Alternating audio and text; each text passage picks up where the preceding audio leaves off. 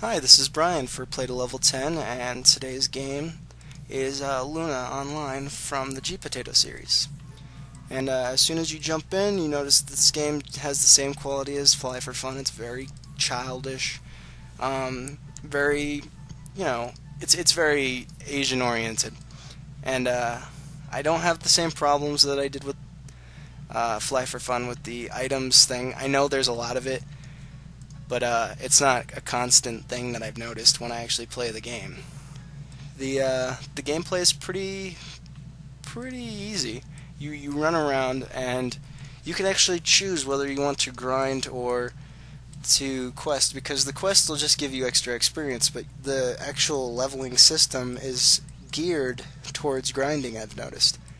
So if you just want to level up real quick, just throw a couple quests and grind some monsters and you'll gain lots of levels really fast. I mean, level 1 standard should take you less than a minute to get. Just for all these video games, because of the fact that everybody likes to level. You know, everybody gets excited when they level. But I mean, this game takes it to a new height. I mean, I played the game for 17 minutes and I was level 7. I mean, the game does not take that long to level. You will ding really quick. The controls are easy. I actually got a I got a bow at one point that I found when I was hunting these slimes, and it helped me a lot later when I was leveling this character up. The overall music of this game is it's not exciting. I really wasn't paying attention to the music because of the fact that it was just kind of like ambience in the background half the time for me.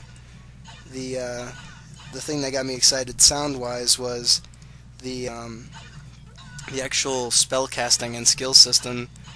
Not the actual system really, but how they come out, how they play.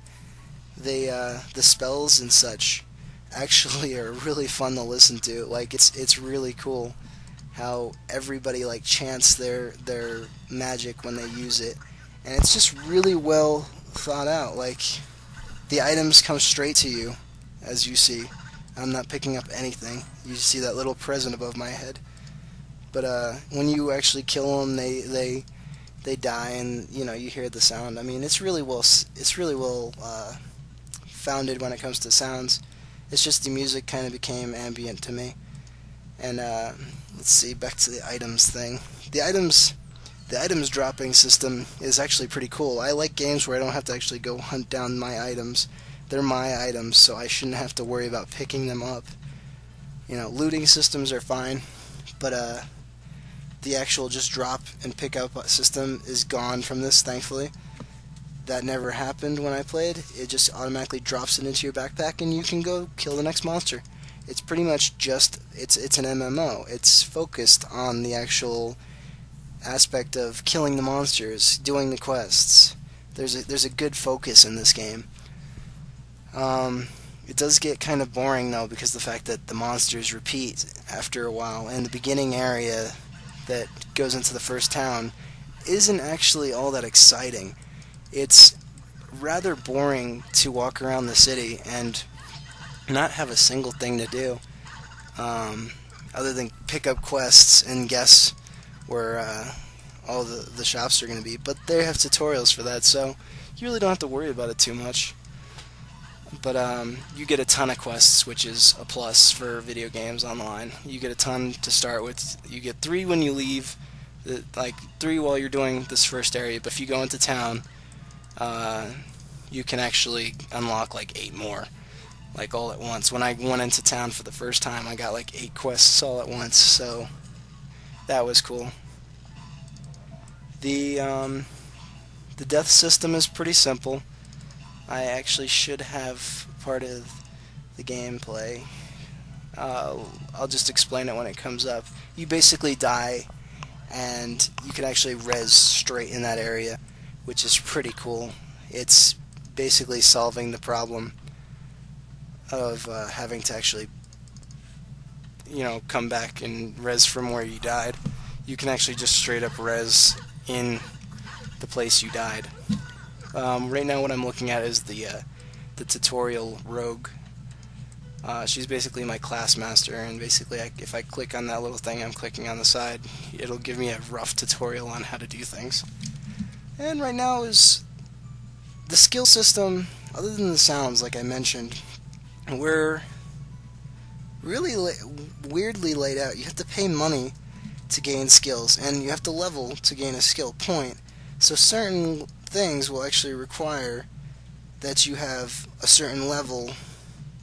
I mean, it's really badly laid out. It's hard to even explain, because the fact that, say you are level 1, you can't take really any skills other than what you have naturally. But you get level 2, you have a skill point. Well, if you don't have $300, then you can't use it yet. So you wait, you kill a couple monsters, you have $300. Okay, now you want to get another one. Well, you need that $300 again, which after a while the money doesn't become a problem, but it's just the level system that holds you back. As you can see, I just added points into my dexterity, I think it was. And basically that's just the standard add points when you level. It's really... oh, excuse me. It's really not, I don't think it's ever necessary in a video game to custom stat. It unbalances the game. Yeah, it gives a sense of customization, but it's only a sense of customization because the fact that some players actually will start to get frustrated and leave these games because of the fact of customizing stats. And like I said, it's only 6 minutes in, I'm already level 4. I've actually been level 10 in about 30-40 minutes.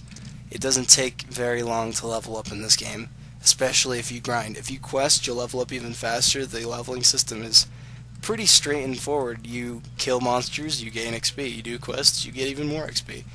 You know, most of the quests I've done so far are kill enemies. So, you know, fair enough. That's the way you should be when it comes to leveling. But, overall, if I've missed something, I apologize. But if you want to, throw it in the comments below, and I'll note it on the side. But overall, this game kind of resolves around a 7. There's so much more that could be in this game, but it feels like it's missing in certain degrees. The amount of items are impressive, but that's probably one of the only impressive things because of the lack of amount of classes, the lack of... you have 2 races, that's it, so that's 6 customizable things. The amount of faces and hair is kind of nice. There's like 20 different things for guys, for girls, for men, for men elves, you know, girl elves. I mean, there's some customization, but I mean that's just me picking on the game. But the game really doesn't, in my opinion, get anywhere higher than a 7. It's a standard MMORPG, and that's pretty much it. But oh yeah, there we go. I just died. Perfect. And here's the spawn thing. And there you go. I'm back in battle. But yeah, the game's pretty much standard, straightforward gameplay. I mean, you know, it's built for kids.